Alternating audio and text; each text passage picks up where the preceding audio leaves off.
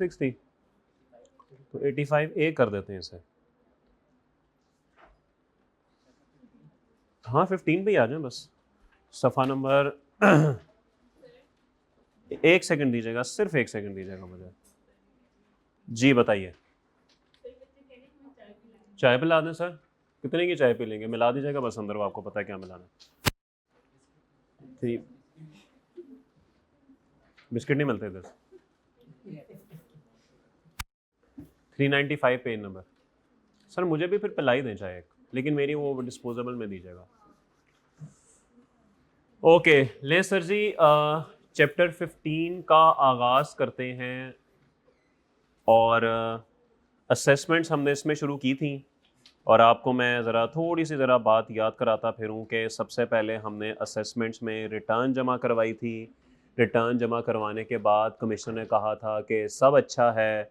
सब अच्छा होने के बावजूद फिर हमें ये कहा गया कि आपकी बेस्ट जजमेंट असेसमेंट हो सकती है अगर आप रिटर्न जमा नहीं करवाएंगे, या अगर आप रिटर्न तो जमा करवा देंगे लेकिन डॉक्यूमेंट्स ऑडिट के लिए जमा नहीं करवाएंगे। यही बातें थी।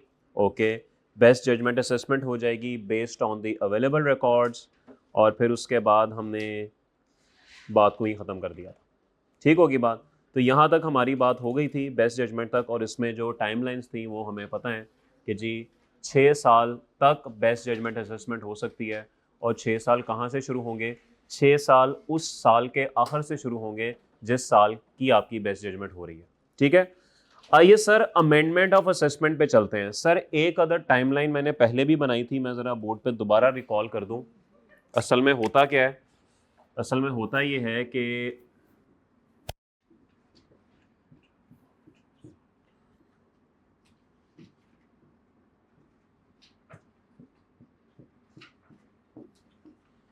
बीस के रिटर्न आप 21 के टैक्स ईयर में जमा करवाएंगे, और जब आप रिटर्न जमा करवाते हैं तो एक अदद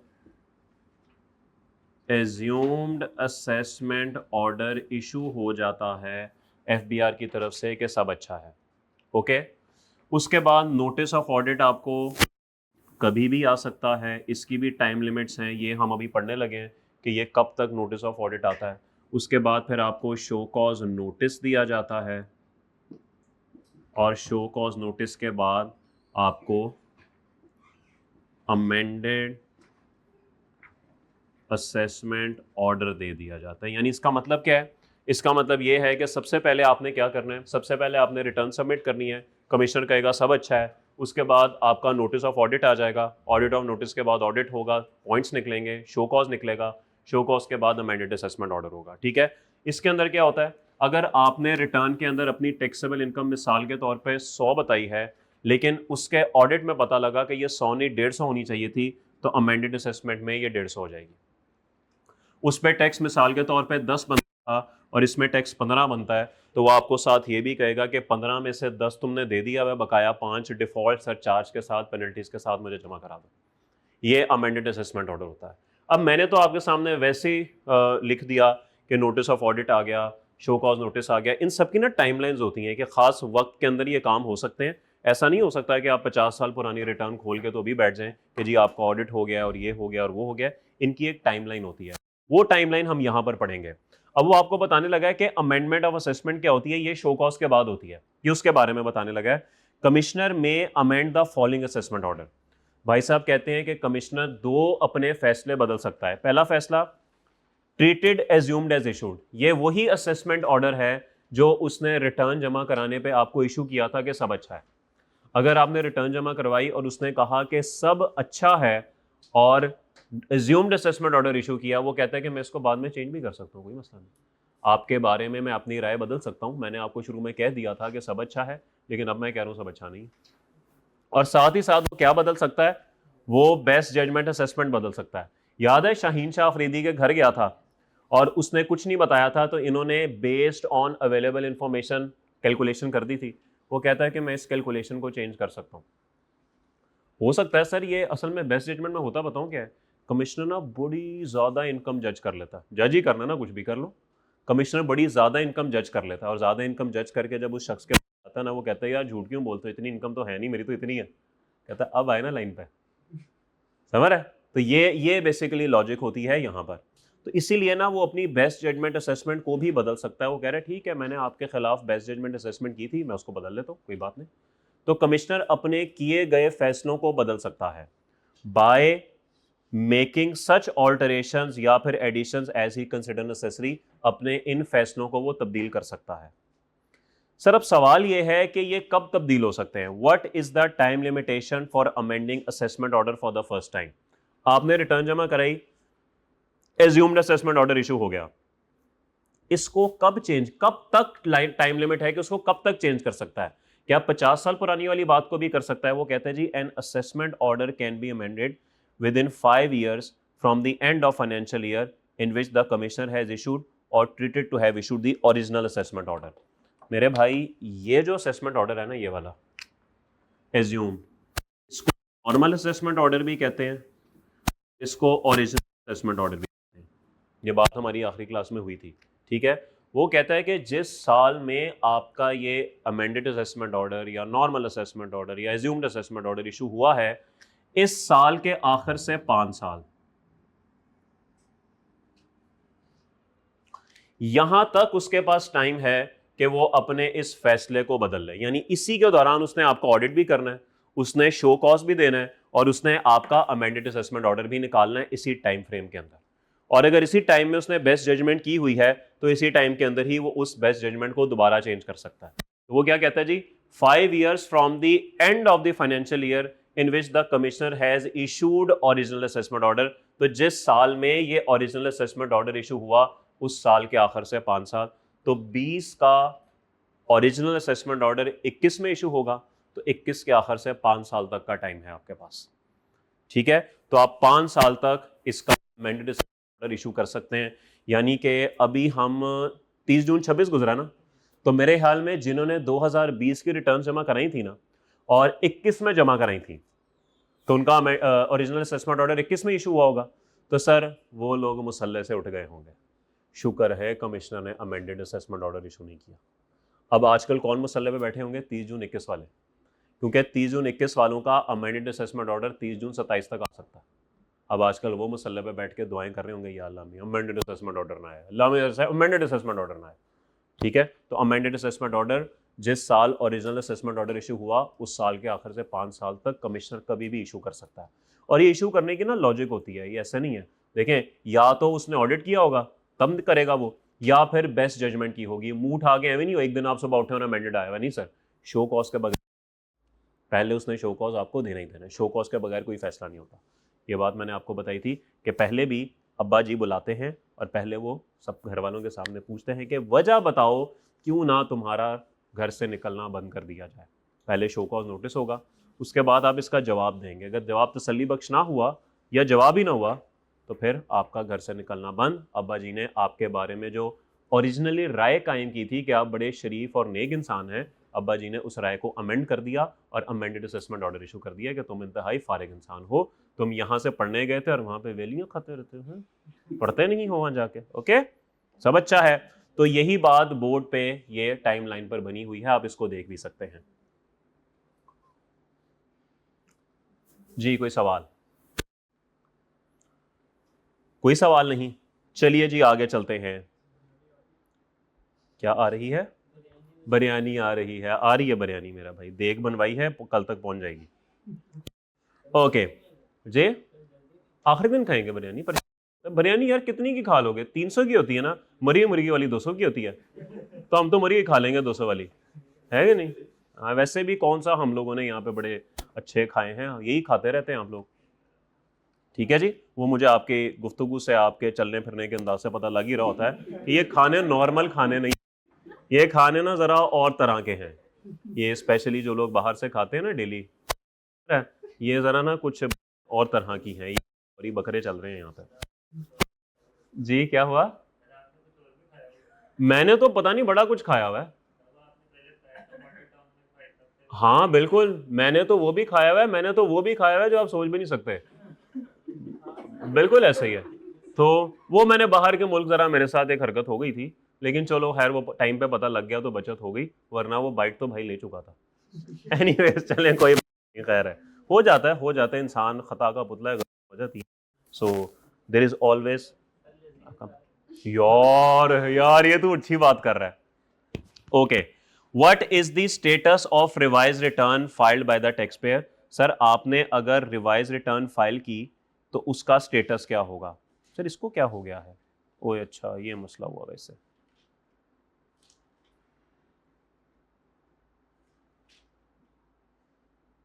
हाँ जी, अगर आप रिवाइज रिटर्न फाइल करते हैं तो सर फिर क्या होगा? वो कहते हैं कि where a tax payer revise return under section 114, अगर टैक्स पेयर ने revise return file, it will be considered that the commissioner has made an assessment of taxable income and tax as mention in the revise return. इधर ही बना लेते हैं। Sir जब आप अपनी रिटर्न पहली दफा जमा कराते हैं ना, तो कमिश्नर रिटर्न देख के कहता है कि सब अच्छा है, ऐसे ही है। ये देखिए, इसकी रिटर्न आपने यहां पे जमा कर, उसने कहा सब अच्छा है। आपको बाद में ख्याल आया 2022 में कि भाई मैंने ना इसके अंदर कुछ हरकतें की हुई हैं, और आपने 2022 में ही रिवाइज रिटर्न सबमिट कर दी। अब सर जब आप रिवाइज रिटर्न सबमिट करेंगे, क्या तब भी कमिश्नर कहेगा सब अच्छा है? आंसर इज यस, वो कहेगा अब भी सब अच्छा है, बात नहीं, तुमने डील कर दी कोई बात नहीं, खैर है, वो शादीशुदा बंदा है ना, उसको आदत है, ओके हाँ सब अच्छा है जो आपने कहा, ओके इससे ओके ठीक है। तो समझा ये जाएगा कि कमिश्नर ने आपकी टैक्सेबल इनकम को असेस कर लिया है, और टैक्स को भी मैंने चेक कर लिया है रिवाइज रिटर्न में, और revise return shall be considered as an amended assessment order issued by the commissioner on the day the revise return was furnished. Sir ये उसने ओरिजिनल असेसमेंट इशू किया था और कहा था सब अच्छा है, आपने रिवाइज की, उसने भी राय को अमेंड करके कह दिया भाई अभी भी सब अच्छा है, हाँ ठीक है, जो तुमने पहले कहा था वो भी ठीक था, अब तुमने चेंज कर दिया, मैं भी असेसमेंट ऑर्डर को अकॉर्डिंगली अमेंड कर देता हूं, बस तो ठीक है, सब अच्छा है, अभी भी सब अच्छा है। तो कंक्लूजन दोनों का यही है कि सब अच्छा है, लेकिन एक असेसमेंट ऑर्डर पहली ओरिजिनल रिटर्न जमा कराते हुए इशू होगा, और दूसरा असेसमेंट ऑर्डर जिसको अमेंडेड कहेंगे वो रिवाइज रिटर्न पे इशू होगा, लेकिन कंक्लूजन दोनों का एक ही है, सब अच्छा है, सब अच्छा है। ठीक है, बात समझ आ गई? तो जो मर्जी करें, सब अच्छा है दोस्त, सब अच्छा है, यही राज है, यही राज है, सब अच्छा है। ठीक है, इसके बाद भी ऑडिट हो सकता है मेरे भाई, उसके बाद भी अमेंड हो सकता है। टाइम लिमिट आपको बता दी गई, अभी आ रही है वो बात भी आ रही है, जो आप कह रहे हैं ना कि इसके बाद अमेंड हो सकता है, वो बात भी आ रही है। अभी तो हम पहली दफा अमेंड करने की बात कर रहे हैं, तो पहली दफा बिल्कुल अमेंड हो सकता है। देख लें एक दफा तस्वीर, ये तस्वीरें तुम्हारे लिए हैं। खाना शाना खाएं आप सारे? मेरे से क्या उम्मीद लगाई, मैं रोटी बनाता हूँ यहाँ पे। उम्मीद लगाई है, हद हो गई। नहीं वाकई आप लोग खाना नहीं खा के आए? कोई भी नहीं खा के आया? आप खाएं हॉस्टल से? क्या पका हुआ था? होटल से? कॉलेज से कौन सा खाना मिलता है? नहीं इधर से कौन सा खाना मिलता है? अच्छा कैफेटेरिया से मिलता है, अच्छा मुझे नहीं पता था इस बात का, सॉरी। तो सही होता है वो खाना, मुनासिब होता है? पैसों का देते हैं, फ्री देते हैं? पैसों का देते हैं, अच्छा तो कितने के पैसों का देते हैं ये? 150 की एक प्लेट, अच्छा तो ठीक है, मुनासिब है, ठीक है, जो मर्जी हो 150 का, ऐसे ही है। अच्छा रोज का चेंज, अच्छा कल बिरयानी होगी, वो कितने की है? वो भी 150 की, अच्छा वो चिकन समझ, तो फिर बिरयानी क्या हुई वो? फिर बिरयानी कौन सी हुई?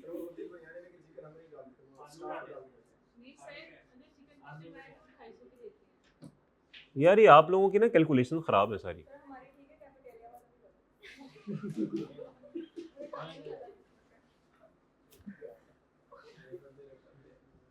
सुन रहे हो भाई, सालाना रिपोर्ट सुन लिया कैफेटेरिया की? ओके चलें छोड़ें, दफा करें, हम अपने असेसमेंट ऑर्डर पे पढ़ते हैं, हमें क्या लगे खाने में क्या था तो क्या नहीं था, जिंदा था या मरा हुआ था। आगे चलें। Can amended assessment order be further amended? क्या मरे हुए को और मारा जा सकता है? अगर हां तो कितनी दफा और कितने टाइम के अंदर? समझ रहे हो?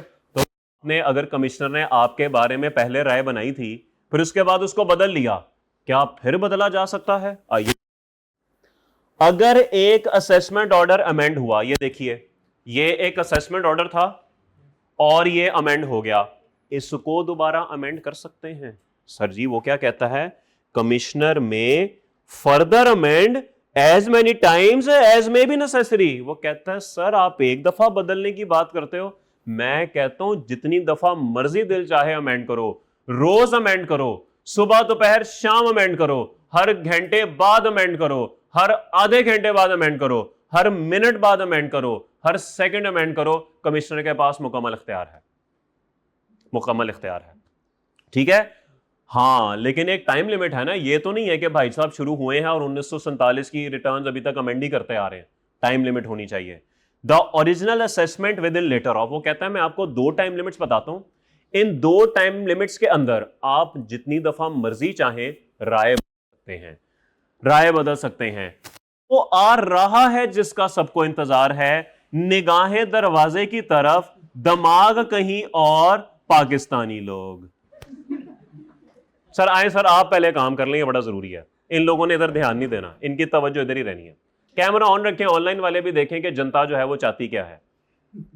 सर इसमें वो मिला दिया था आपने? ओके, नहीं सर मैं तो कहता हूं चाय मिला, चीनी मिला दें बस इसके अंदर। सर उसमें भी मिला दें सर, क्या है, क्या हो जाएगा, जब लिखी है तब आ जानी है। लेकिन मुझे टाइम है, थोड़ा सा भी काम है ना, 2-4 वो करके आऊंगा। आप लोग तो वेले ही है ना, आप लोग तो पहुंचने वाली करें आप लोग। चाय को इनकार, अस्तगफिरुल्लाह, चाय को इनकार नहीं करते कभी, चाय को इनकार।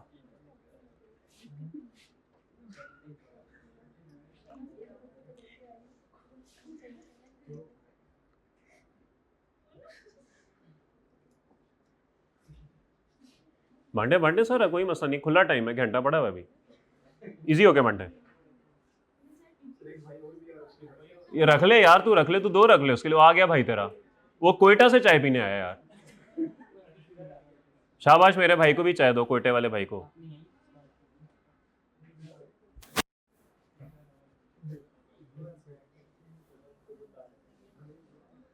हाँ जी, चक्कर आने शुरू हुए थोड़े थोड़े। बिस्किट नहीं है, बिस्किट नहीं है, वो खाना खा के हैं, वो देखे साथ वाले, वो खा के हैं, वो आपके पड़ोसी खा के हैं। यार बड़ी मेहरबानी सर, ये आपने एंड वाले भाइयों को नहीं दी? दे दिया, सबके पास आ गई है, ऑल गुड, दे दें सर, हमें भी दे दें, फिर सब भी चक्कर खाते हैं इकट्ठे। आपने कहा था ना आखिरी 2 कपों में कुछ नहीं मिलाया हुआ, ये एक आप पी लें, कट मिक्स हो गई है। चलें जी आगे चलते हैं। तो सर कमिश्नर अमेंड कर सकता है जितनी दफा उसका दिल चाहेगा, एक लिमिट है। टाइम लिमिट क्या है जी? 5 years from the end of the financial year in which the commissioner has issued or is treated as having issued the original assessment order. मेरे ख्याल में ये वाली बात तो ये हो गई है कि जिस साल आपने ओरिजिनल असेसमेंट ऑर्डर इशू किया उस साल के आखिर से 5 साल तक, तो इसका मतलब है एक लिमिट ये है, एक लिमिट ये है। और दूसरी लिमिट क्या है? वो कहता है 1 year from the end of the financial year in which amendment was passed. वो कहता है कि ये जो पहली अमेंडमेंट हुई थी ना, इसके आखिर, जिस साल में ये अमेंडमेंट हुई थी, इस साल के आखिर से 1 साल। ये 2 लिमिट्स हैं, इसमें से जो भी लेटर होगी ना वहां तक आप अमेंड कर सकते हैं। सर एक अच्छा कमिश्नर भला कौन होगा? वो ये करेगा, अच्छा कमिश्नर करेगा, इसको मैं मिटाता हूं जरा। जो अच्छा कमिश्नर होगा ना वो कहेगा यार मेरे पास ना 30 जून 2026 तक का टाइम है इसको अमेंड करने का, ठीक है, मैं काम करता हूं, जो पहली अमेंडमेंट है ना वो मैं करता ही यहां पे जाके हूं, मैं यहां पे अमेंडेड असेसमेंट ऑर्डर इशू करता हूं। इससे होगा क्या? मेरे पास लॉ ने 2 लिमिट्स दी हुई हैं। एक है जिस साल ओरिजिनल असेसमेंट ऑर्डर इशू हुआ उस साल के आखिर से 5 साल, ये पहली लिमिट हो गई। और दूसरी लिमिट है जिस साल अमेंडेड असेसमेंट ऑर्डर इशू हुआ उस साल के आखिर से 1 साल। तो इसका मतलब है अगर वो यहां पर पहली अमेंडमेंट इशू करता है ना तो उसको 1 साल और मिल जाएगा, क्योंकि दोनों में से जो लेटर है हमने उस चीज को देखना है। ऐसे ही है, तो दोनों में से लेटर कौन सा हो गया, फिर ये वाला। तो सर दो लिमिट्स हैं, पहली 5 साल उस साल के आखिर से जिस साल ओरिजिनल असेसमेंट ऑर्डर इशू हुआ, या फिर जिस साल अमेंडेड असेसमेंट ऑर्डर इशू हुआ फर्स्ट वाला, उस साल के आखिर से 1 साल। इन दोनों में से जो लेटर होगा वहां तक कमिश्नर चाहे जितनी दफा चाहे अमेंड कर सकता है। तो दोबारा बात करते हैं, जिस साल आपका ओरिजिनल असेसमेंट ऑर्डर इशू हुआ उस साल के आखिर से 5 साल, पहली लिमिट ये हो गई, और दूसरी लिमिट पहली अमेंडमेंट कमिश्नर ने जिस साल की उस साल के आखिर से 1 साल। तो मेरे ख्याल में अच्छा कमिश्नर 26 में आके अमेंडमेंट करेगा पहली, ताकि उसको 1 साल और मिल जाए मजीद तंग करने के लिए। बात समझ आ गई? तो सर ये दो लिमिट्स हैं, अगर इसमें आपका कोई सवाल है तो प्लीज बताइए। Any question? चुप कर गए हो, चाय में कुछ था तो नहीं? वाकई में ना मिला दिया उन्होंने।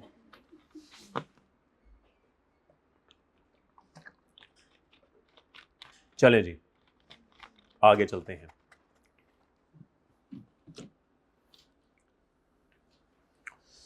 तस्वीर बनी है, जरा देख लें इसको, क्या ये वही तस्वीर है जो हमने बोर्ड पे बनाई है? बस साल मुख्तलिफ हो सकते हैं, बाकी कॉन्सेप्ट सेम है, जरा एक नजर देख लें।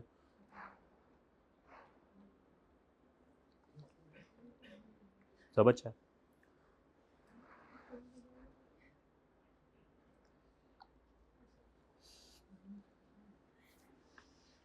All good bro?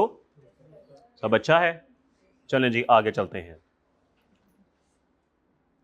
एग्जाम्पल्स ही एग्जाम्पल्स हैं, पढ़ने वाला तो है ही कुछ नहीं इन सफ़ों पे।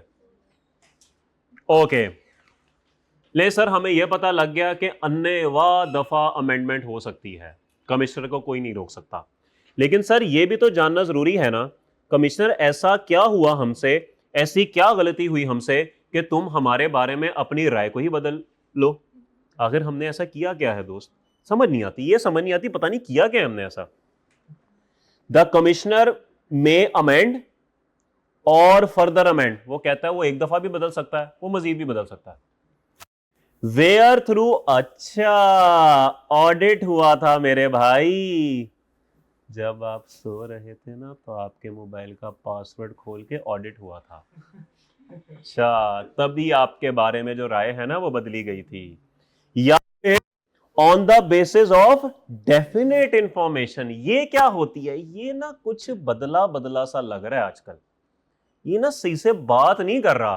डेफिनेट इंफॉर्मेशन, कुछ तो गड़बड़ है, कुछ तो गड़बड़ है।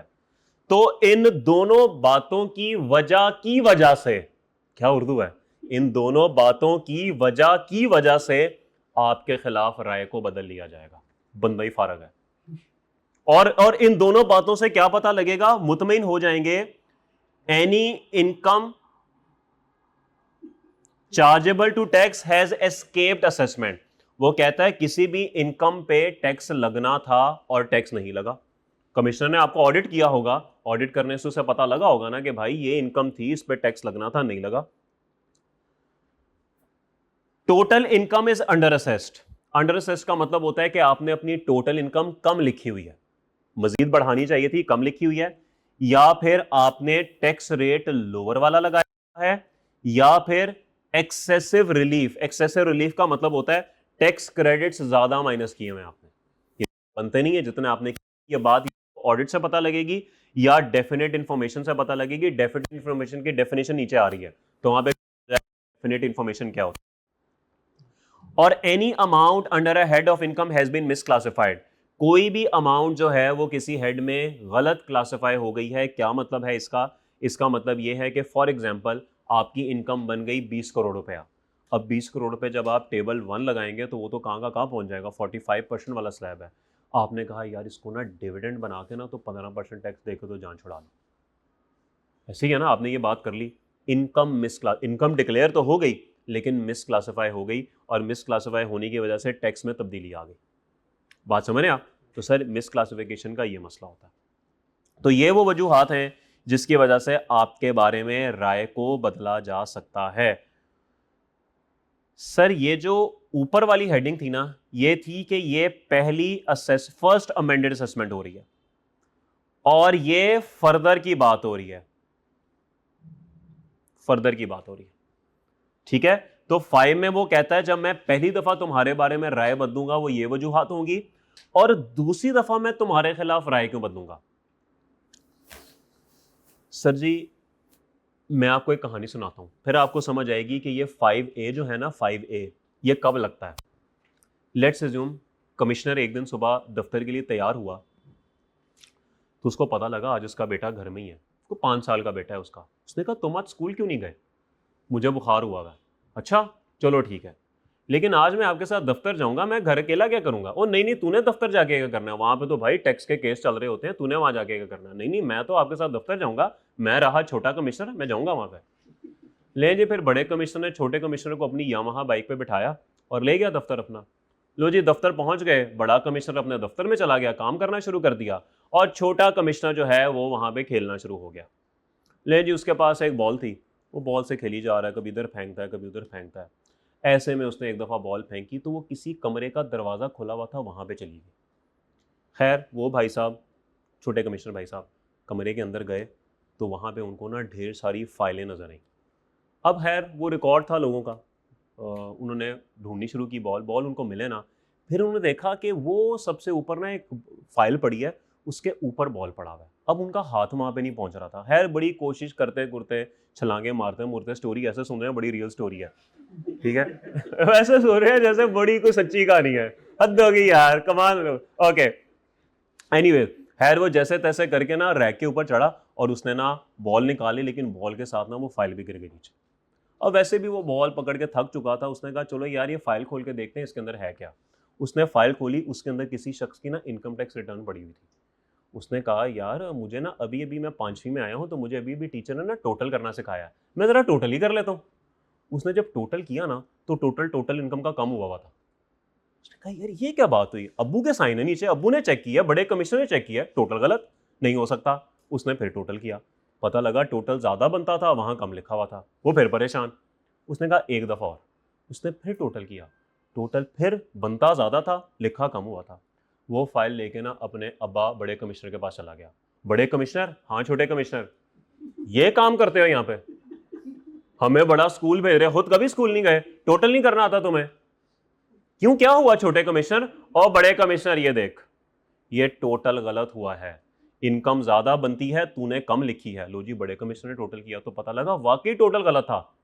अब टोटल इनकम ज्यादा बनती थी, फिर टैक्सेबल भी ज्यादा बनती थी और टैक्स भी ज्यादा बनता था। यानी कि अगर बड़ा कमिश्नर सही टोटल कर देता तो हुकूमत के रेवेन्यू में इजाफा हो जाता क्योंकि टैक्स ज्यादा था। तब वो फर्दर अमेंड करेगा, फर्दर अमेंडमेंट अब होगी। अब मुझे भला इससे क्या समझ आ रही है बात, इंतहाई इंतहाई इंतहाई से भी अगर आगे कोई वर्ड होना, उतना बदकिस्मत होना चाहिए इंसान फर्दर अमेंडमेंट के लिए।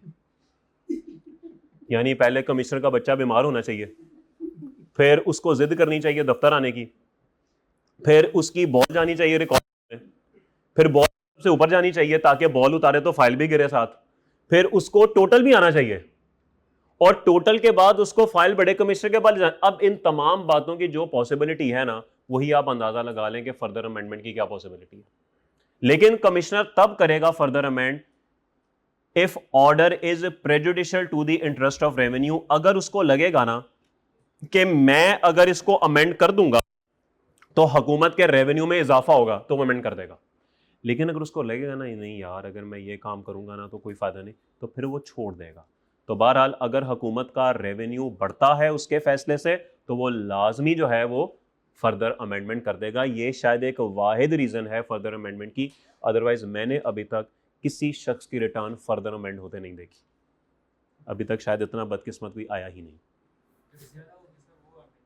जी बिल्कुल ऐसे ही है, बिल्कुल ऐसे ही कम होगी। वो छोटे कमिश्नर चुप कर ओके वहीं रखा जहां से तू फाइल लाया है। लेकिन छोटे कमिश्नर को पता लग जाएगा काम कुम कोई नहीं करता, बड़ा कमिश्नर ड्रामे लगाता घर आके, मैं बड़ा थक गया हूं चाय पिला दो। ओके सब अच्छा है, यहां तक कोई सवाल।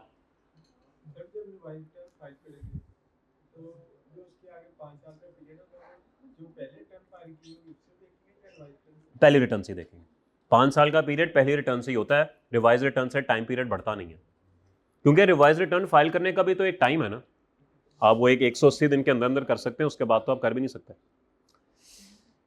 If a subject matter was not in dispute in an appeal, it will be assumed that commissioner can amend it. Sir अगर तो आपके खिलाफ कोई केस अदालत में नहीं चल रहा ना, तो कमिश्नर उसको चेंज कर सकता है। हाँ, अगर केस अदालत में चल रहा है फिर सब चीजें लॉक हो जाती हैं, फिर कोई उसको चेंज नहीं कर सकता। ये बात आपको भी पता है।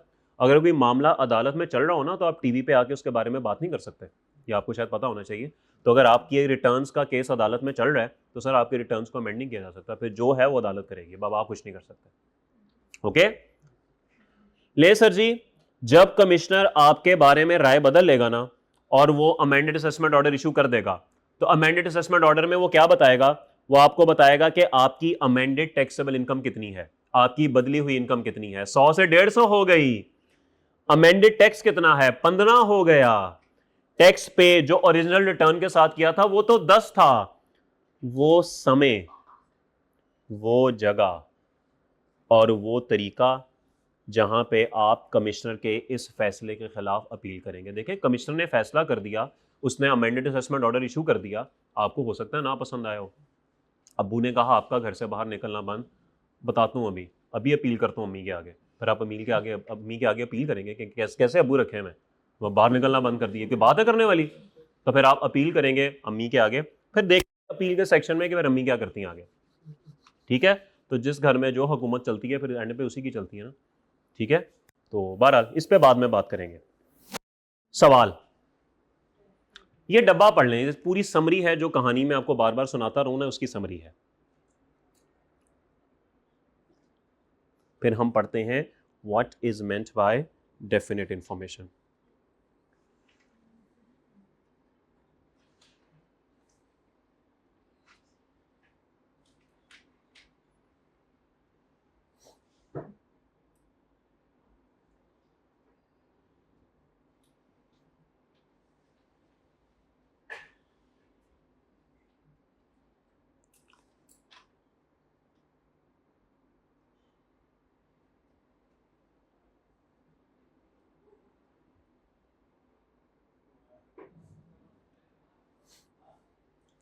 जी सर, ऑल गुड, सब अच्छा है, चलिए जबरदस्त है। आइए जी, डेफिनेट इंफॉर्मेशन देखते हैं कि जिसकी बेस पे कमिश्नर को पता लगेगा कि कुछ तो गड़बड़ हुई है। Definite information includes information on sale purchase of any goods made by tax pair. देखें, ये मोस्टली चीजें जो है ना, ये ऑडिट से ही पता लगती हैं। ठीक है, अगर आपका ऑडिट होगा ना तो फिर ये चीजें पकड़ी जाएंगी, अगर ऑडिट नहीं होगा ना तो ये चीजें नहीं पकड़ी जाएंगी। दूसरा तरीकेकार होता है कि मुखबरी हो जाए। ठीक है, कोई शिकायत लग जाए, कोई मुखबरी हो जाए, दूसरा तरीका यही होता है। तो बहरहाल ये दो ही चीजें हैं। Receipts of the tax payer from services rendered, यार अजीब आदमी है यार, ये रिसीट्स इसको इतनी ज्यादा आ रही हैं, 2 करोड़ रुपया महीने में इसको रिसीव हुआ है और ये कहता है कि नहीं मेरी इनकम ही 30 लाख रुपया है। तो ये क्या गड़बड़ है, रिसीट से कुछ पता लग रहा है कुछ गड़बड़ हुई है। Other receipts that may be chargeable to tax under this ordinance, इसके अलावा कोई और रिसीट, मिसाल के तौर पे आपने कैश में लोन ले लिया, वो भी तो अदर रिसीट है, चार्जेबल टू टैक्स है। आपने कैश में गिफ्ट ले लिया, वो भी तो आपको पता है अदर रिसीट है, चार्जेबल टू टैक्स है। वो कह रहे हैं इसके अलावा और कोई रिसीट्स हैं जिससे मुझे पता लगा कि इसकी इनकम ज्यादा बनती है। द एक्विजिशन, पोजेशन और disposal of any money, asset, valuable article, investment, आपने कोई भी चीज खरीदी है या बेची है, ये सबसे बड़ा पॉइंट है जहां पे नोटिस आता है। क्यों, ये बात आपको पहले भी बताई थी। आपने कोई मिसाल के तौर पे एसेट खरीद लिया, चले घर खरीद लिया, अब घर सर आपके नाम पे लगेगा, आपका आईडी कार्ड साथ होगा और उसकी इंफॉर्मेशन एफबीआर को सबसे पहले पहुंचती है कि इस बंदे ने घर खरीदा है, प्लॉट खरीदा है, वट एवर। फौरन आपको नोटिस, वो पहले वेट करता है, यार मैं जरा वेट करता हूँ साल के आखिर का ये रिटर्न में क्या दिखाता है। अब आपने घर खरीदा हुआ है 5 करोड़ का, एफबीआर को पता है, आपने अपनी वेल्थ स्टेटमेंट में डेबिट एसेट क्रेडिट इनकम, याद है बनाई थी, asset debit income credit entry नहीं की। आपने कहा दफा कर यार, क्या एसेट दिखाना तो क्या इनकम दिखानी। अब एफबीआर को तो पता है, एफबीआर एक नोटिस भेजेगा कि भाई हमने एक एसेट आपका आइडेंटिफाई किया है जो आपने खरीदा है साल के दौरान, ये उसका नाम है, ये एड्रेस है, ये चीजें हैं, इस तारीख को इस वैल्यू का खरीदा। सर नजर नहीं आ रहा कहीं, किधर गया। तो ये नोटिस वो आता है सबसे पहले और बड़ा भयानक नोटिस होता है, ये भी बड़ा खतरनाक नोटिस होता है, सेक्शन 111 का। मेरे ख्याल में एक आधा सेक्शन ही है जिसके तहत गिरफ्तारी हो सकती है, उसमें ये सेक्शन 111 है कि अगर आप कॉपरेट नहीं करेंगे ना, आप जवाब नहीं देंगे या मसले मसाइल क्रिएट करेंगे तो आपको अरेस्ट भी किया जा सकता है। हाँ फिर तो मसला ही कोई नहीं। अगर पेनल्टी तो लगेगी सर, पेनल्टी बिल्कुल लगेगी। आपने गलत काम किया तो सजा जुर्माना तो होना चाहिए ना। ठीक है, तो ये वो सबसे इंपॉर्टेंट चीज़ है। फिर गाड़ी आपकी पकड़ी जाती है, आपने इन्वेस्टमेंट की हो, तो इन्वेस्टमेंट कहाँ करते हैं, बंदा बैंक में कर लेता है, कोई सर्टिफिकेट ले लेता है, कोई प्राइस बॉन्ड वगैरह ले लेता है। ये सब वो चीज़ें हैं जो अब आपके CNIC पे हैं, और जो चीज़ CNIC पे है एज्यूम के FBR को पता, वो कुछ कह नहीं रहा है, एक अलग बात है। Okay, expenditure incurred by tax pair, आपके खर्चे देख के भी वो कह सकता है भाई साहब खर्चे पे खर्चा करी जा रहे हैं, माशाल्लाह रोटी पे रोटी खाई जा रहे हैं, ये यार ये टैक्स नहीं दे रहे, ये अजीब बात है। कहते हैं इनकम कोई नहीं है और यशी देखो। अब मेरे एक भाई साहब हैं, नाम तो खैर मैं नहीं लूंगा, उनसे उन्होंने ना कुछ मेरे पैसे देने, क्लाइंट है वो मेरे, पैसे देने, कुछ 2 साल हो गए पैसे नहीं दे रहे यार, कारोबार नहीं है, मर गए, लुट के बर्बाद हो गए। भाई साहब ने अभी 2 महीने पहले काले रंग की ब्रांड न्यू होंडा सिविक लिया है और पहाड़ों पे गए हुए थे यार, नेक्स्ट लेवल। तो फिर मेरे जहन में तो डेफिनेट इंफॉर्मेशन आएगी ना कि भाई खर्चे भाई के बता रहे हैं कुछ और भाई बता रहे हैं कुछ, तो सर फिर गड़बड़ कुछ है। तो इसका मतलब है कि कमिश्नर जो है वो क्या करेगा, कमिश्नर फिर जाहिर बात है वो नोटिस भेजेगा कि कहना क्या चाहते हो। अच्छा, ये बात जो है ना ये बड़ी मजेदार किस्म की है। A change of opinion is not a definite information. अब ये मैं समझाने के लिए फिर मुझे ऐसी वैसी मिसाल देनी पड़ती है, फिर आप हंसते हैं। मैंने कह दिया ना ऐसा है तो है, समझ रहे हो ना, बस मैंने कह दिया ना ऐसा है तो फिर है ऐसा, तो फिर आपको मानना पड़ता है हाँ है ऐसा, क्योंकि आपने रहना वहां। ठीक है ना, हमारा मसले मसाइल है। तो बहरहाल लॉ कहेगा this is not a definite information. अगर आपने अपनी राय बदल लिया ना तो आपकी राय बदल लेना is not a definite information. कोई हमें खालिस सबूत चाहिए, वो जरूरी है। कोई सवाल? कोई सवाल? जी जाज भाई, सब अच्छा है? ओके, आपने चाय नहीं पी जाज भाई? नहीं, यहां से क्या बाहर से? इधर से ही पिया, बस ठीक है। और वो दूसरे भाई ने वो भी ले, मर्जी है आप लोगों की, अपने चक्कर चलाए ना सबने। शो कॉज नोटिस, सर ये मैंने आपको बताया था कि इसके बगैर कभी भी अमेंडेड असेसमेंट ऑर्डर नहीं हो सकता। ठीक है, शो कॉज नोटिस के बगैर कभी भी अमेंडेड असेसमेंट ऑर्डर नहीं हो सकता। ये शो कॉज नोटिस होता क्या है? An assessment can only be amended, further amended if tax payer has been provided with an opportunity of being heard.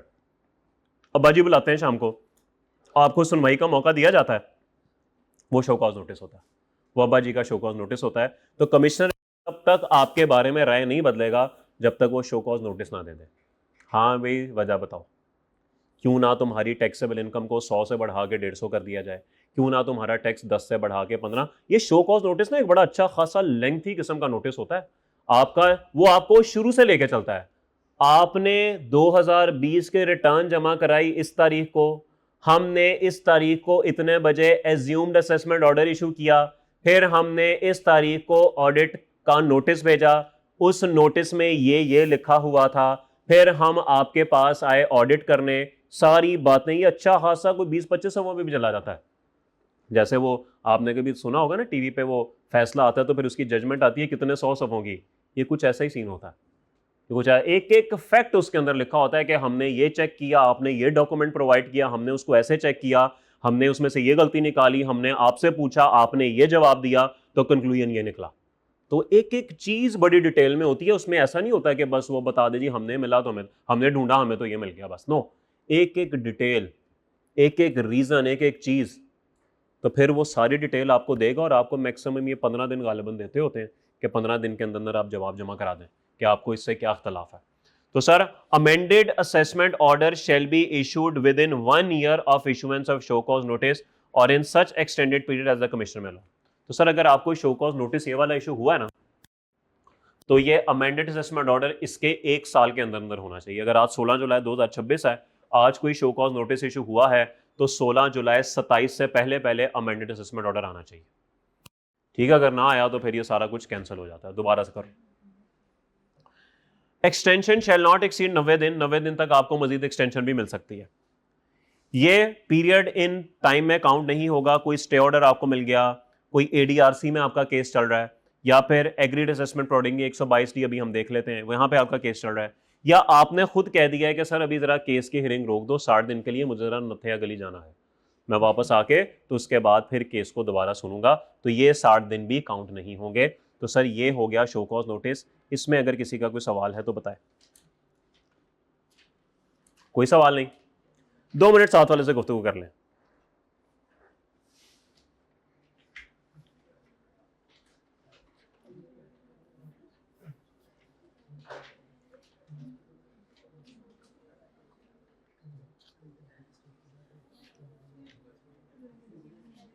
अच्छा, इस टाइम मैंने हिसाब लगाया आप लोग जरा जिंदा होते हैं।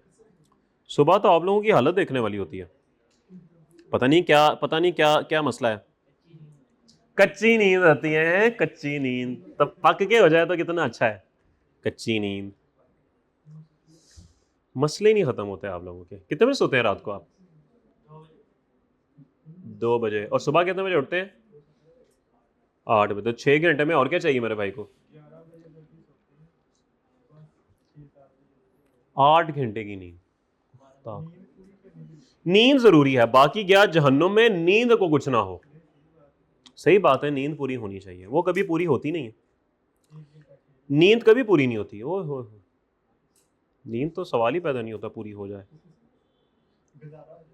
अच्छा, 8 घंटे भी मेरे भाई का गुजारा होता है तो अच्छा चल छोड़ दफा कर। 12-15 घंटे सो लिया करो। एक काम करो ना, इस सेशन इस बैच में सो लो, पेपर अगले बैच में दे देंगे। क्या ख्याल है? स्टडी मैनेज है यार? ना कर यार, तो कितनी देर पढ़ता है? 4 सब्जेक्ट्स विद 8 घंटे नींद। ओ यार हैवी सीन। यानी 25 में से 8 निकाल दो, 17 घंटे। 17 घंटे मेरा भाई अन्नी मचा के रखता है। जितना पढ़ता हूँ मैनेज हो जाता है यार, जबरदस्त। चलो अल्लाह बेहतर करेगा इंशाल्लाह। कितने नंबर थे मैट्रिक में भाई के? अच्छा, कह रहे हैं मैट्रिक में तो 95% थे। यार ये नंबर नहीं होते 95%। तो एफएससी में कितने थे?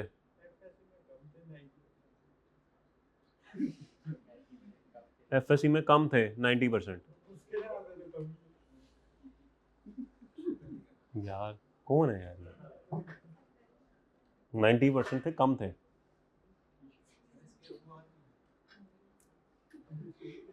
ना कर यार, मैंने सही कह रहा। मेरा तराने का लिया जा रहा तो। ओके, हो गए 2 मिनट गुफ्तगू के। मैंने भी साथ वाले से गुफ्तगू कर ली। अब शुरू करते हैं। मैं रह गया पौना घंटा रह गया क्लास का। समय तो ऐसे गुजरता है पता नहीं लगता। जिंदगी भी ऐसे ही गुजर जानी है। सीए भी कर लोगे तो ऐसे गुजर जाना। तो छोड़ो, दफा करो, ऐशी करो, सो जाके। पता नहीं क्या कर रहे हैं यहाँ। एम सीए करके क्या करोगे?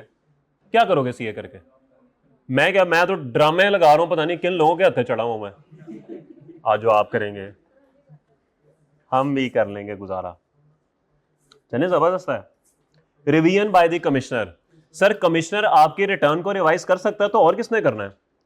The commissioner can suo motu call for record of proceedings in which N order is pass. Sir होता बताऊं क्या है? कमिश्नर का नाम सब जगह लिखा जरूर हुआ है, लेकिन कमिश्नर ना बस साइन करने के लिए है। काम असल में ना वो छोटे करते हैं। Additional commissioner, assistant commissioner, deputy commissioner, inspectors, ये लोग काम करते हैं। कभी कभार लॉ मेकर जो है ना वो इजाजत दे देता है इन डिप्टी कमिश्नर वगैरह को कि तुम भी अगर चाहो ना तो तुम भी ऑर्डर भेज के ना तो काम करवा सकते हो, नोटिस इशू कर सकते हो, ऑर्डर इशू कर सकते हो। ऐसा हो सकता है कि कमिश्नर देख रहा हो कि इसका सबऑर्डिनेट जो है ना वो सही से काम नहीं कर रहा। इसने एक टैक्स पेयर का केस दोबारा ऑडिट किया है और उसमें या अमेंडेड असेसमेंट ऑर्डर इशू कर रहा है, लेकिन इसने ठीक इशू नहीं किया, इसने टैक्स ज़्यादा लगा दिया, इतना लगता नहीं था। क्या वो अपने जूनियर के काम को रिवर्स कर सकता है? सुओ मोटो कहते हैं अज खुद नोटिस। ये तो बड़ा कॉमन जुमला हो गया, आपको टीवी पे भी नजर आता होगा। सुओ मोटो होता है अज खुद नोटिस। अज खुद नोटिस ले लिया जाए। कोई शिकायत ना लगे आपकी, लेकिन आप मोहल्ले में किसी के घर पत्थर फेंक रहे थे, पीछे से अबू आ गए, अबू ने पकड़ लिया आपको, अजूद नोटिस हो गया। किसी ने शिकायत तो नहीं लगाई, अबू ने खुद ही देखा है। तो सर अजूद नोटिस में कमिश्नर खुद देखता है कि सर यहां पर ना कुछ गड़बड़ हो रही है, ये जो टैक्स पेयर का काम कर रहा है ना, ये मेरा सबऑर्डिनेट ये सही नहीं कर रहा, तो वो सुओ मोटो ले सकता है, ये नोटिस खुद से वो कर सकता है।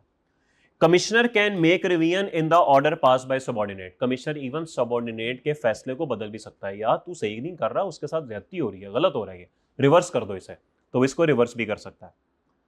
What is specifically prohibited if commissioner intends to revise the order? Order of revision shall not be prejudicial to the tax payer. Sir अगर तो कमिश्नर ये देख रहा है ना कि अगर मैं फैसला छोटे का बदल दूंगा तो नुकसान टैक्स पेयर को हो जाएगा, फिर कमिश्नर नहीं कर सकता। अगर टैक्स पेयर को फायदा हो रहा है ना, फिर कमिश्नर सबऑर्डिनेट का ऑर्डर रिवर्स कर सकता है। ये बात आपने ज़हन में रखनी। तो सबऑर्डिनेट का फैसला सिर्फ उस सूरत में बदल सकता है कमिश्नर अगर फैसला बदलने के नतीजे में टैक्स पेयर को फायदा हो रहा हो, टैक्स पेयर का टैक्स कम हो रहा हो। अगर फैसला बदलने के नतीजे में टैक्स पेयर का टैक्स बढ़ रहा है तो सर फिर कभी भी ऐसा नहीं होगा, कमिश्नर फिर कभी भी क्या होगा, फैसला नहीं बदलेगा। ठीक हो गया? वो सब अच्छा है? ओके।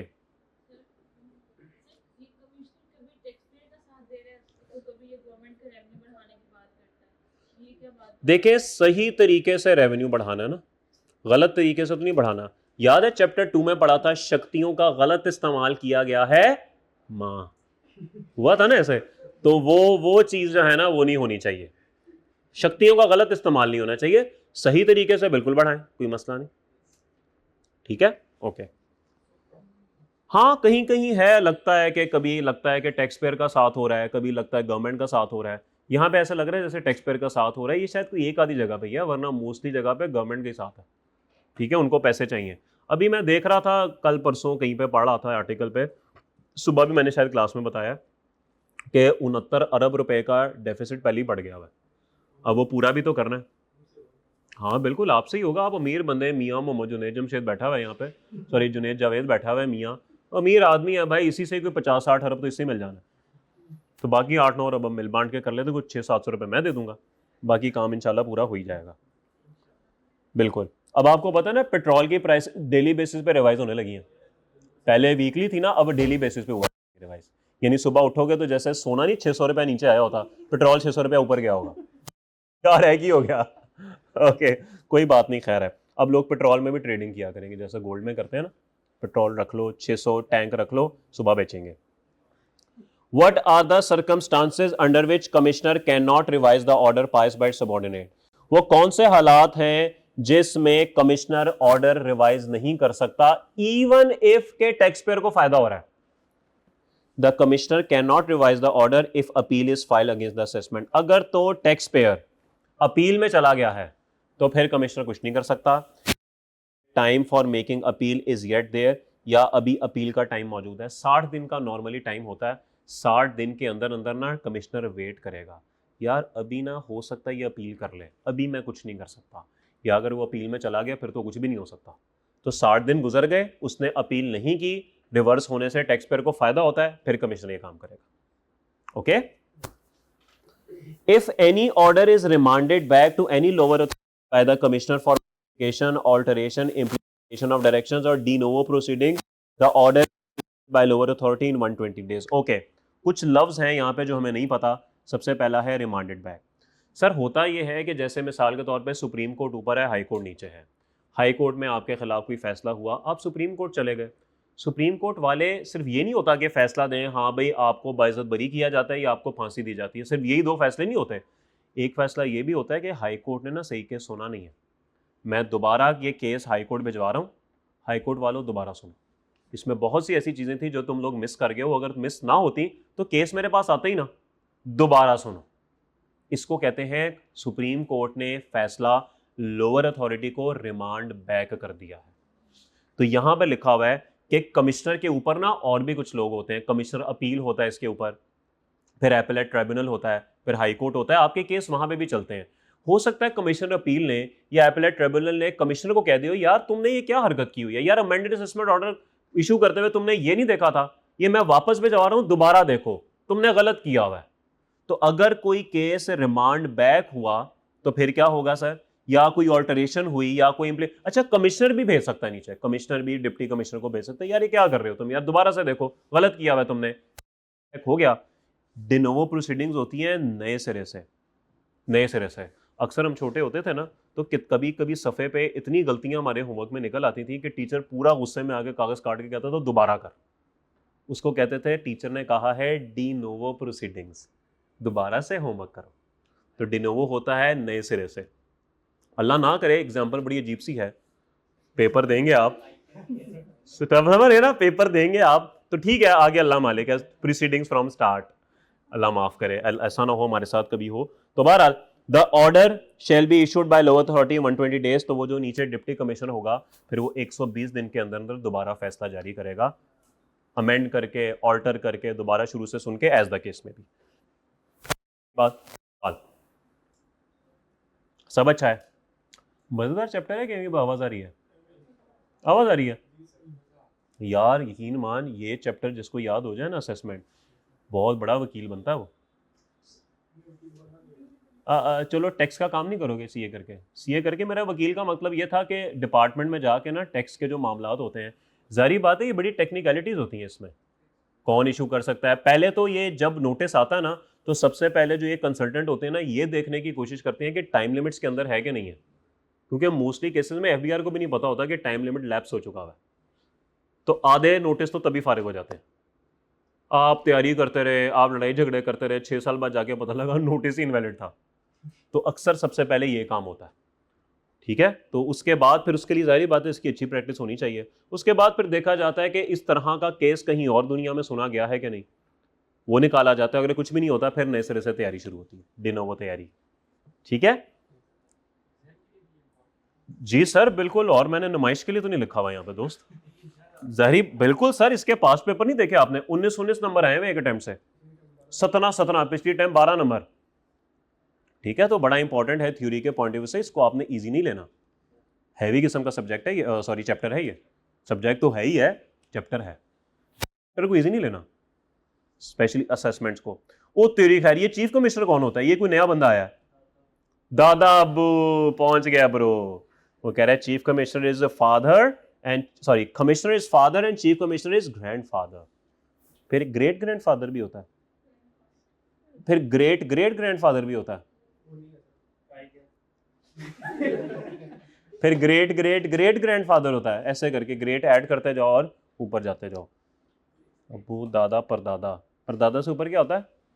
शक्कर दादा, उसके ऊपर लकड़ दादा। ओ मैं सही कह रहा हूं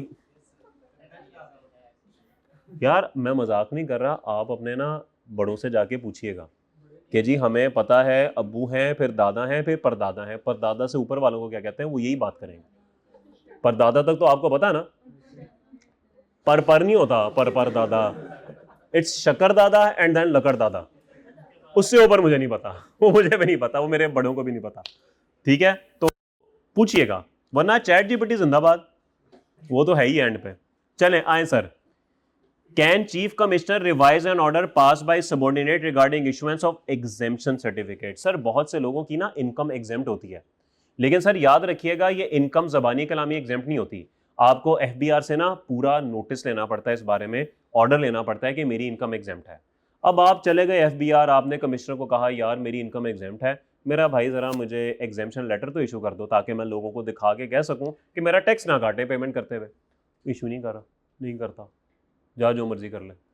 खैर आप लड़ाई झगड़ा उससे करते हुए नहीं माना वो, फिर आप चले जाएंगे चीफ कमिश्नर के पास और आप कहेंगे यार ये कैसे कमिश्नर तुमने रखे हुए हैं, ये ना बात सुनते हैं ना फैसला देते हैं, गलत फैसला देते हैं। तो फिर चीफ कमिश्नर चाहे तो सिर्फ एग्जेम्पशन सर्टिफिकेट की हद तक फैसले को रिवर्स कर सकता है। तो sir chief commissioner may suo motu खुद से, या फिर on application by tax payer, या अगर आप एप्लीकेशन देंगे call for record of proceedings of issuance of an exemption certificate, तो एग्जेम्पशन सर्टिफिकेट की जो कार्रवाई चल रही होगी उस पर वो आपको क्या करेगा, खुद से सुओ मोटो कर लेगा या फिर आपकी दरखास्त पे करेगा। अच्छा एक होता है लोअर रेट सर्टिफिकेट, ये भी कुछ लोगों पे लगता है, अगर आपका डिविडेंड पे 15% टैक्स कटना है तो हो सकता है कुछ लोगों का 5% कटता हो, तो उसका लोअर रेट सर्टिफिकेट होता है, ये भी आपको एफबीआर से लेना पड़ता है। तो दोनों सूरतों में बात एक ही है, चीफ कमिश्नर दोनों सूरतों में खुद से नोटिस ले सकता है या आपकी दरखास्त पे काम कर सकता है। He can call for records when order is pass by subordinate, लेकिन ये काम वो तब करेगा जब सबऑर्डिनेट फैसला कर लेगा, फैसले से पहले नहीं, फैसले से पहले नहीं। और चीफ कमिश्नर सबऑर्डिनेट का फैसला भी रिवर्स कर सकता है। कोई सवाल? ऑल गुड, सब अच्छा है, चलें जी जबरदस्त हो गया। हमारा ये असेसमेंट रह कितना गया है? बस मेरे ख्याल में ये देखें खत्म हो गया, 2 सफ़े तो रह गए बस। अपील, अभी मैं अपील की तो बात ही नहीं कर रहा, मैं अभी सिर्फ असेसमेंट्स की बात कर रहा हूँ। अपील बिल्कुल मुझे पता रहता है, ये थर्ड अंपायर को रिव्यू होता है। ऐसे जो टैक्स पेयर है ना, वो कमिश्नर ऑफिस के बाहर जाके ऐसे ऐसे करता है तो उसकी अपील फाइल हो जाती है। ठीक है, अच्छा आप लोग सच समझ रहे हैं ऐसे करता? नहीं, उसके पूरे प्रोसीजर लिखे हुए। क्या हुआ? Agreed assessment in certain cases, 122 D. ये सारे सेक्शन ना बाद में इंसर्ट हुए हैं, ए बी सी डी सारे बाद में इंसर्ट हुए, ये पहले नहीं थे। If a tax pair after receiving a show, अच्छा ये देखें, ये आपके काम की बात शुरू होने लगी है। ये देखें, if a tax payer show cause receive हो गया, intends to settle his case. यार जरा साइड पे तो वहीं समझ रहे हो यार, चलान ना काटी, तेरी मेहरबानी, तू जरा साइड पे तो आ। समझ रहे हो जरा साइड पे तो वहीं। ही मे फाइल ऑफर ऑफ सेटलमेंट। यार छोड़ दफा कर कमिश्नर, ना तेरा कोई फायदा ना मेरा कोई फायदा, यार कोई सेटलमेंट कर लेते हैं। समझ रहे हो, वो सेटलमेंट की ऑफर करेगा। अच्छा ये सेटलमेंट ना कमिश्नर के साथ नहीं होगी, ये एफबीआर के साथ होगी।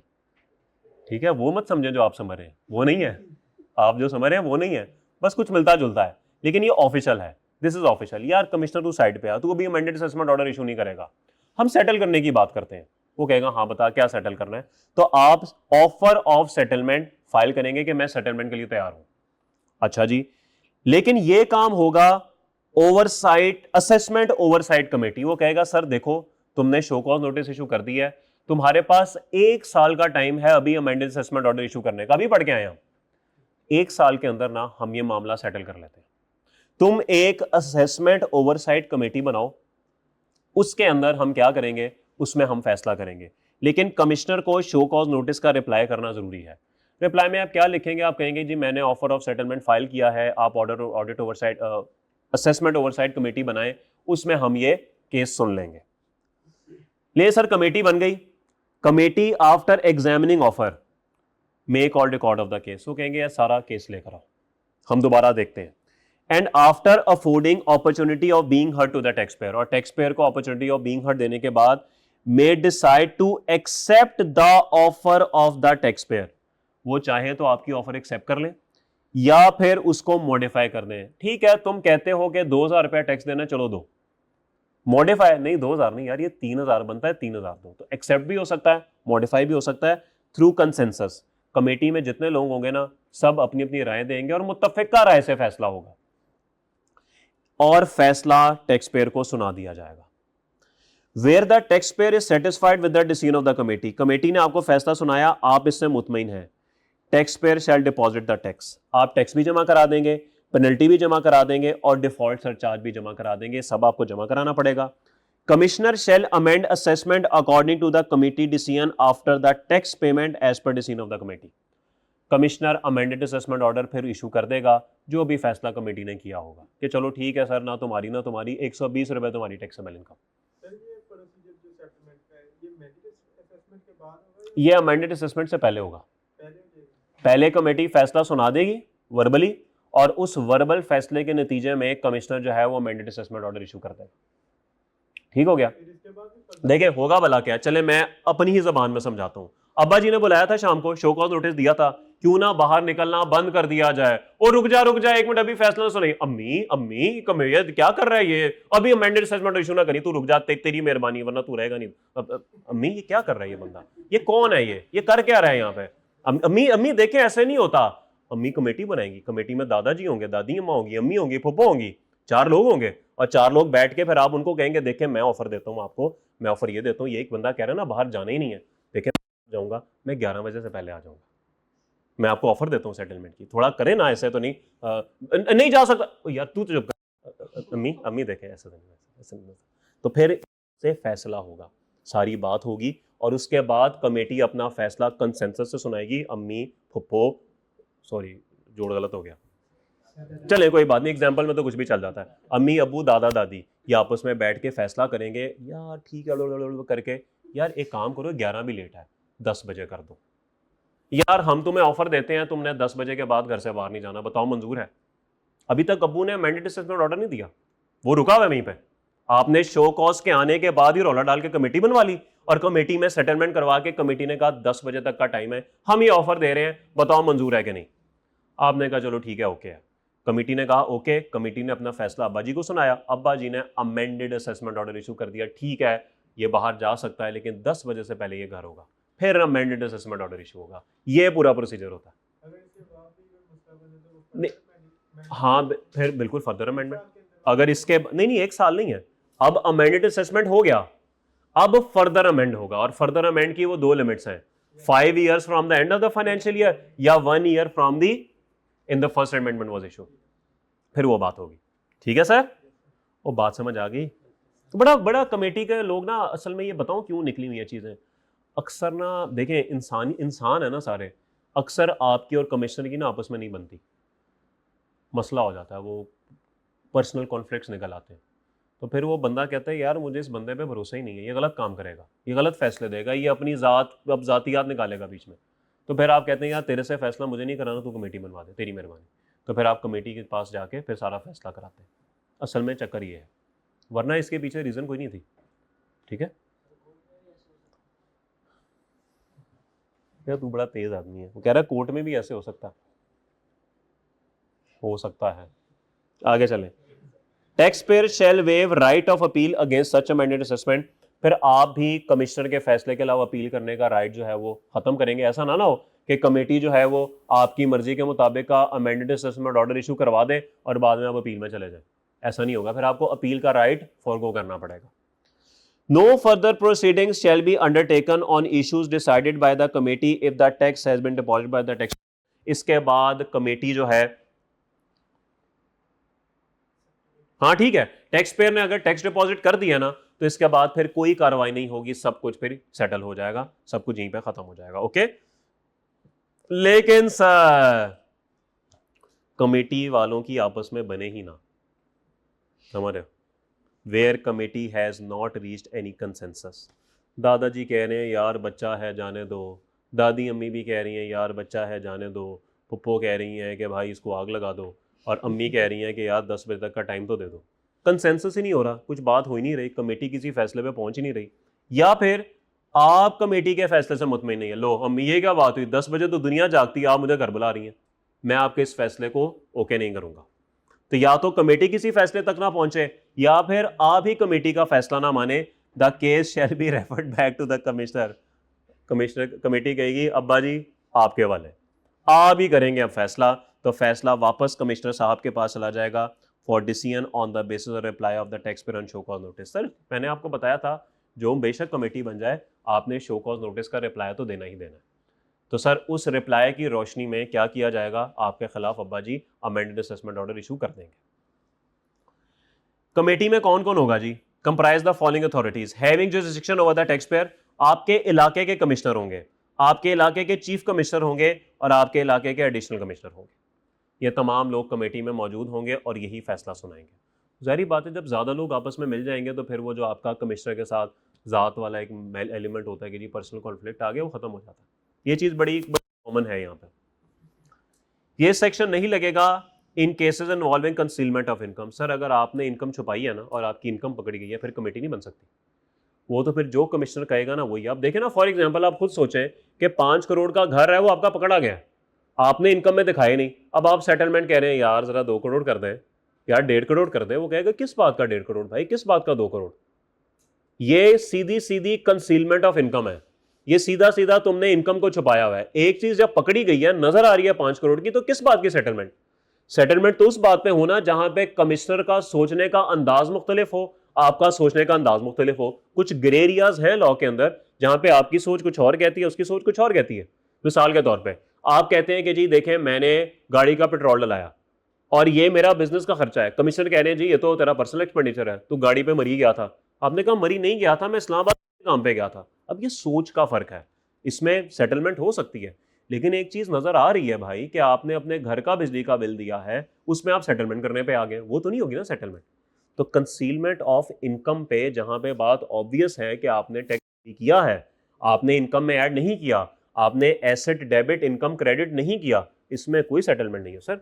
ये सीधा सीधा इनकम चोरी है, टैक्स चोरी है। ओके, यहां पे सेटलमेंट नहीं होती। या फिर where interpretation of question of law affect identical other cases. Sir question of law क्या होता है? सर दो चीजें होती हैं, एक होता है क्वेश्चन ऑफ फैक्ट और एक होता है question of law. Question of fact होता है हकीकत, आपने सिग्नल तोड़ा या नहीं तोड़ा, दिस इज हकीकत। ये कानून की कोई किताब खोल के नहीं बता सकती कि जिसके अंदर इसने सिग्नल तोड़ा था कि नहीं। हाँ, लाल बत्ती पे रुकना चाहिए या नहीं, this is question of law, ये कानून की किताब आपको बता देगी। अनरिकॉग्नाइज्ड प्रोविडेंट फंड में कंट्रीब्यूशन माइनस नहीं हो सकती, क्वेश्चन ऑफ लॉ। आपका प्रोविडेंट फंड अनरिकॉग्नाइज्ड था या नहीं था, क्वेश्चन ऑफ फैक्ट। फर्क समझ रहे? जो चीज कानून की किताब खोल के वेरीफाई हो सके that is question of law, और जो चीज कानून की किताब से ना पता लगे that is question of fact. Okay, आपने क्या किया दैट इज फैक्ट, क्या करना चाहिए था दैट इज लॉ। बात समझ रहे? वो सही है। 18 साल से ऊपर वाला बंदा गाड़ी चला सकता है, क्वेश्चन ऑफ लॉ। क्या ये 18 साल से ऊपर है या नहीं, क्वेश्चन ऑफ फैक्ट। हकीकत वाले सवाल जो किताब खोल के नहीं पता लगते वो क्वेश्चन ऑफ फैक्ट्स होते हैं। तो वो कहता है कि अगर तो कमेटी कोई ऐसा फैसला कर रही है जिससे क्वेश्चन ऑफ लॉ डिसाइड हो रहा है, कमेटी भाई मैं ये कहता हूं कि आप अनरिकॉग्नाइज्ड प्रोविडेंट फंड में कंट्रीब्यूशन देना तो आप उसे माइनस कर सकते हैं, ये क्वेश्चन ऑफ लॉ है। मेरा तो फंड अनरिकॉग्नाइज्ड है, मैं तो मानता ही मानता हूं, this is question of fact. लेकिन सर अनरिकॉग्नाइज्ड में कंट्रीब्यूशन दो ना तो माइनस हो सकती है। मेरा और कमिश्नर का झगड़ा इस बात पे है। कमिश्नर कहता है कि अनरिकॉग्नाइज्ड में माइनस नहीं हो सकता, मैं कहता हूं माइनस हो सकता। ये क्वेश्चन ऑफ लॉ है। अब कमेटी फैसला सुना दे मिसाल के तौर पे कि हाँ भाई अनरिकॉग्नाइज्ड माइनस हो सकता है, और 600 केस पहले अदालत में लगा हुआ है इसी चीज़ का कि अनरिकॉग्नाइज्ड में माइनस हो सकता है कि नहीं। अगर कमेटी फैसला दे देगी ना कि हाँ भाई हो सकता है माइनस, सर वो केस 1 मिनट में हाईकोर्ट पहुंचेगा और हाईकोर्ट वाले जज को कहा जाएगा सर देखें आप ही की एफबीआर की कमेटी थी, उसने ही कहा था कि अनरिकॉग्नाइज्ड प्रोविडेंट फंड में खर्चा माइनस हो सकता है तो करें माइनस। तो जज ये नहीं कह सकता कमेटी ने गलत फैसला दिया, वो कहेगा सर आपने गलत बंदे बिठाए हैं अंदर, अगर उसने फैसला दिया तो आप भी दें फिर। तो इसका मतलब है कि अगर आप कमेटी के फैसला करने के नतीजे में किसी और केस पे कोई असर हो रहा है, कमेटी वो फैसला नहीं सुनाएगी। कमेटी कहेगी सॉरी ये क्वेश्चन ऑफ लॉ है, या अदालतों में बात चल रही है, सॉरी ये मैं फैसला नहीं सुनाऊंगी। ठीक है, तो अगर किसी और केस पे फर्क पड़ता हो तो फिर आप फैसला नहीं सुनाएंगे।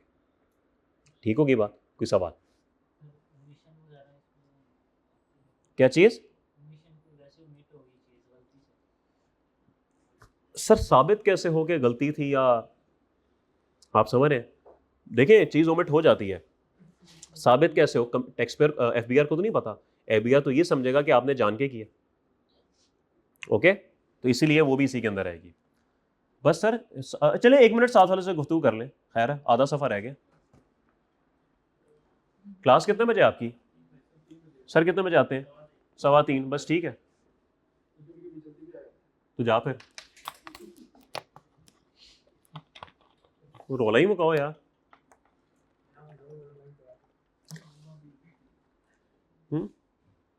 तुम्हारी भी क्लास है?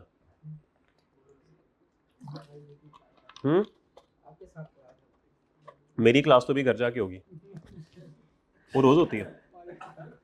हाँ ऐसे ही है, हाँ वो क्लास तो रोज होती है भाई। लेक्चर यूट्यूब पे जाएगा, बिल्कुल जाएगा। कौन से वो वाली क्लास?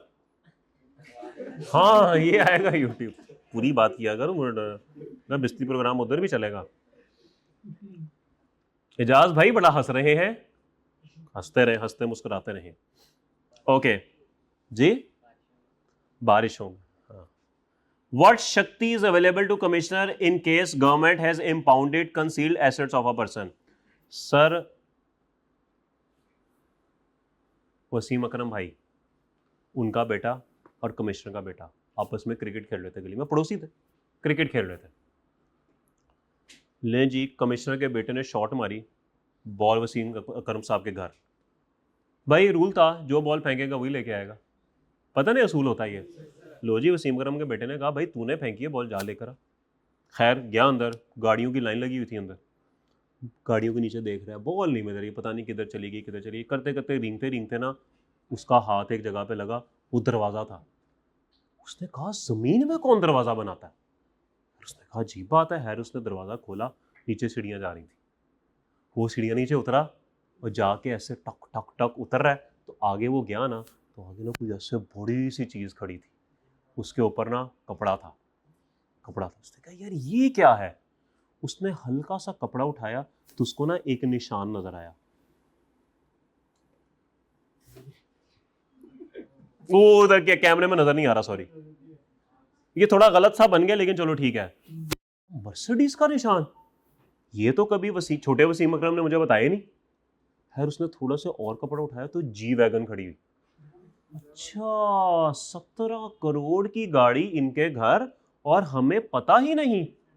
जात का वसीम अकरम और गाड़ी जी वैगन।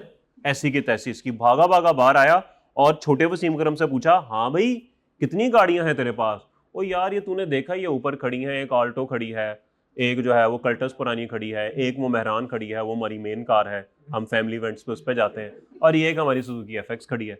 4 गाड़ी है हमारे पास। अच्छा, इसके अलावा तो कोई गाड़ी नहीं है। नहीं नहीं नहीं भाई, हम कहाँ से गाड़ी ले सकते हैं, हमारे तो गाड़ी है ही नहीं। अच्छा यार मेरा खेलने का दिल नहीं कर रहा, मैं जा रहा हूँ घर। भागा भागा गया, अबू कमिश्नर, हाँ बेटे कमिश्नर।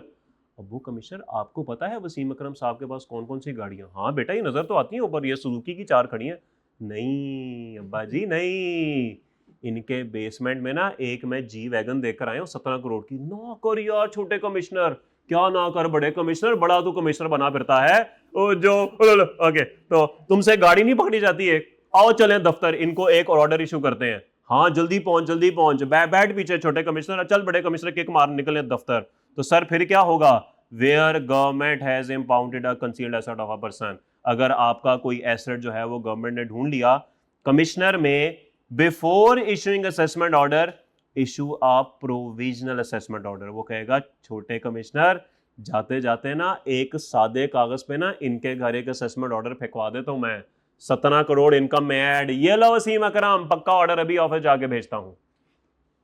तो एक आरजी असेसमेंट ऑर्डर इनके घर भिजवा दिया जाएगा for the last completed tax by adding the concealed asset. बिल्कुल पीछे जो साल गुजरा होगा ना, जिसकी रिटर्न वसीम अकरम साहब ने जमा कराई होगी, उसके अंदर ये एसेट ऐड करके ना तो एक प्रोविजनल सा असेसमेंट ऑर्डर वसीम अकरम साहब के घर भिजवा दिया जाएगा। Where commissioner or any department or agency of the federal government or the provincial government discovers and, समझ रहे हो, आपका बैरून मुल्क असासा पकड़ा गया, बाहर के मुल्क में आपका कोई ऑफशोर एसेट था वो पकड़ा गया जो आपने पहले नहीं बताया हुआ था, दे में before issuing any assessment order issue a provisional assessment order for the last completed tax year by adding the offshore asset. Sir 1 के अंदर ना शायद पाकिस्तान में कोई आपका एसेट पकड़ा गया, 1A में बैरून मुल्क एसेट पकड़ा गया, ठीक है। तो अगर बाहर के मुल्क आपका कोई भी एसेट पकड़ा गया तो सेम वही असूल, पहले एक टेम्परेरी असेसमेंट ऑर्डर इशू किया जाएगा और उसके बाद एक पक्का असेसमेंट ऑर्डर इशू कर दिया जाएगा, और कमिश्नर ये फैसला जितनी जल्दी हो सकेगा इसको फाइनलाइज कर देगा, पक्के असेसमेंट ऑर्डर में कन्वर्ट कर देगा। कंसील्ड एसेट क्या होता है जी? कंसील्ड एसेट मींस प्रॉपर्टी और asset which was acquired from income chargeable to tax. वो कहता है कंसील्ड एसेट वो होता है जो किसी ऐसी इनकम से कमाया गया हो जो इनकम चार्जेबल टू टैक्स थी। और इनकम का छुपाना किसे कहते हैं? कंसीलमेंट ऑफ इनकम किसे कहते हैं? Suppression of any item of receipt or failure to disclose taxable income. वो कहता है किसी भी पैसे के आने को छुपाना या टैक्सेबल इनकम को डिस्क्लोज ना करना, यह कंसीलमेंट ऑफ इनकम में आता है। क्लेमिंग एनी डिडक्शन या एक्सपेंडिचर नॉट एक्चुअली इनकर्ड, एक खर्चा हुआ ही नहीं और आपने माइनस किया है, यह भी कंसीलमेंट ऑफ इनकम में आता है। Any act referred in section 111, ये सेक्शन 111 मैंने अभी आपको बताया बड़ा खतरनाक सेक्शन है। आपने सेक्शन 111 में मौजूद कोई भी हरकत कर दी, claiming any income receipt as exempt which is actually taxable, आपने कोई भी ऐसी इनकम क्लेम कर ली एग्जेम्प्ट के तौर पे जो कि एग्जेम्प्ट नहीं थी, तो ये सब चीजें कंसीलमेंट ऑफ इनकम में आएंगी। और सर ये सब सिर्फ कंसीलमेंट ऑफ इनकम उस वक्त होंगी इफ इट इज साबित किया गया tax payer has knowingly and wilfully commit these acts. ये सब कंसीलमेंट ऑफ इनकम में तब आएंगी अगर समझ लिया जाएगा कि कमिश्नर ने आपने जानबूझ के इनको छुपाया है। अब ये मुश्किल बात है, ये साबित नहीं हो पाता, ये साबित नहीं हो पाता कि आपने जानबूझ के इनको छुपाया है या बस ये गलती से हुआ है, ये बड़ा मुश्किल है साबित करना। तो बहरहाल कमिश्नर ये समझता है कि आपने विलिंगफुली ऐसे किया। सर कोई सवाल? All good? आप लोगों की क्लास है FAR 1 की? सर आ गए? चलिए ठीक है, फिर ये 2 बातें ना अब सैटरडे को पढ़ लेंगे, ठीक है। अब ये 2 बातें रह गई हैं, और ये appeals is very easy. Appeal में ये मुश्किलात नहीं है, जो आपको टाइम लिमिट्स आ रही थी ना इसकी, इसमें नहीं है। तो ये हमारा इंशाल्लाह 1 से 2 सिटिंग में था, ये काम हमारा 1 सिटिंग में कंप्लीट हो जाएगा हमारा। तो सैटरडे को इंशाल्लाह सेम टाइम पे हम मुलाकात करेंगे, ठीक है जी। अल्लाह हाफ़िज़।